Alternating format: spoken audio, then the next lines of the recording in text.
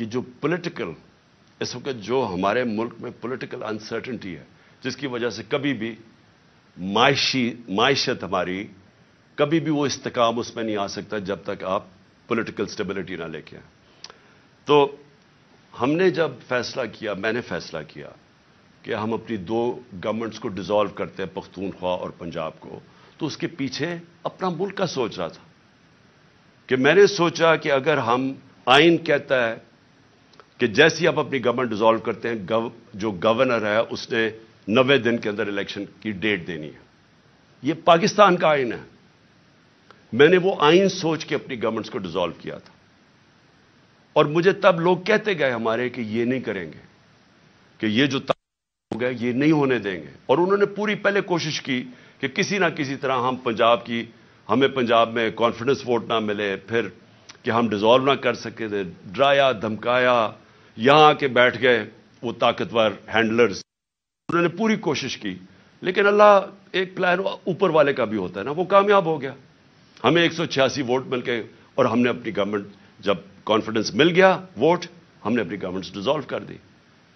اب یہ سارا ملک اب تماشا دیکھ رہا ہے کہ ابھی تک 18 دن ہو گئے ہیں، دونوں گورنرز نے ڈیٹ نہیں دی الیکشن کی.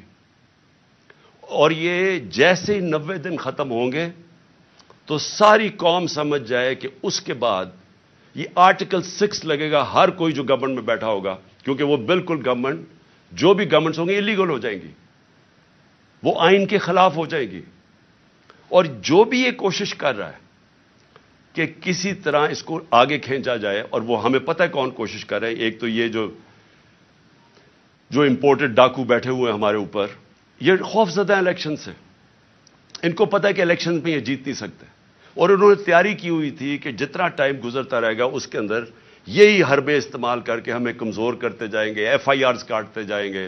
عمران خان کی جیل کی پلان کیا ہوا ہے کہ اس کو جیل میں ڈالیں گے، اور پھر ہمارے جو سینئر لوگ ہیں ان کو اسی طرح ہراساں کرتے جائیں گے. جو بولنے والا ہوگا اس کا منہ بند کرنے کی کوشش کریں گے. تو یہ ان کا پلان تھا کہ یہ آہستہ آہستہ جب بالکل ہم کمزور ہو جائیں گے تو تب پھر یہ الیکشن کی کوئی ڈیٹ دیں گے. لیکن ہم نے یہ جو اپنی گورنمنٹ ڈیزالو کر کے اب جو سارا پاکستان آج پاکستان کی عدلیہ کی طرف دیکھ رہا ہے، اور میں یہ امید رکھتا ہوں کہ ہماری عدلیہ آئین کے ساتھ کھڑی ہوگی. کیونکہ اگر یہ 90 دن سے اوپر جاتا ہے تو یہ پاکستان کے آئین نہیں، پاکستان کے رول آف لا نہیں، یہ ساری پاکستان کی جمہوریت اس وقت ختم ہو جاتی ہے. اس کا مطلب جمہوریت نہیں ہے یہاں، کیونکہ جمہوریت تو چلتی ہے آئین کے اوپر. تو لہٰذا یہ اب سارا قوم تماشا دیکھ رہی ہے کہ کیا 90 دن میں الیکشن ہوگا یا نہیں ہوگا. میں ابھی آپ کو کہہ رہا ہوں کہ یہ جو امپورٹڈ حکومت ہے یہ اتنی خوفزدہ الیکشن سے، کیونکہ انہوں نے پوری کوشش کی سب کو ملا کے، جو 16 جولائی کو الیکشن ہوئے تھے، بائی الیکشنز پنجاب میں، اس کے باوجود ہار گئے. پھر اس کے بعد ساری جماعتیں ایک ٹکٹ پہ لڑی، پھر ہار گئی، وہ جو اگلا اکتوبر میں الیکشن ہوا تھا. تو یہ ڈرے ہوئے الیکشن سے، تو یہ الیکشن سے ڈرے ہوئے ہیں، ملک تباہی کی طرف لے کے جا رہے ہیں. روڈ میپ ہے کوئی نہیں، کوئی چیز کنٹرول میں ان کے نہیں ہے. صرف اور صرف اس ڈر سے کہ الیکشن نہ ہار جائیں، ان کو کوئی فکر نہیں ہے کہ ملک برباد ہو جائے، کیونکہ ان کے پیسے باہر پڑے ہوئے ہیں، ان کا پاکستان میں سٹیک ہی کوئی نہیں ہے. انہوں نے پھر سے میں کہہ رہا ہوں یہ پھر باہر بھاگیں گے. لیکن اس جو ملک میں رہنے والے لوگ ہیں ان سب کو تو سوچنا چاہیے نا کہ ہم کدھر جا رہے ہیں، اور ان کو فکر کرنی چاہیے، ہم سب کو فکر کرنی چاہیے کہ اگر یہ ملک نہیں ہے تو ہم نہیں ہیں. اور اگر جس طرح معیشت تباہ ہوتی جا رہی ہے تو سب سے پہلے تو ہماری ساورنٹی جا رہی ہے، آزادی ہماری جائے گی، اور جو ہم پہلے سے کہہ بیٹھے. تو میں آخر میں میں ختم کرنے سے پہلے میں یہ جو دہشت گردی ہوئی، دہشت گردی کو بھی پوری کوشش کی گئی کہ کسی نہ کسی طرح اس سے سیاسی فائدہ اٹھایا جائے. میں یہ شہباز شریف کے سامنے رکھنا چاہتا ہوں، کیونکہ شہباز شریف کو کوئی یا تو یاداشت ختم ہو گئی ہے یا پریشر میں آ کے ان کو چیزیں نہیں یاد.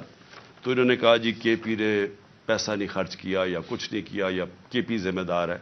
میں صرف آپ کو بتانا چاہتا ہوں کہ پختونخوا میں 2013 میں جب ہماری حکومت آئی تھی تو 700 تقریباً 700 پولیس والوں نے شہادتیں دے چکے تھے.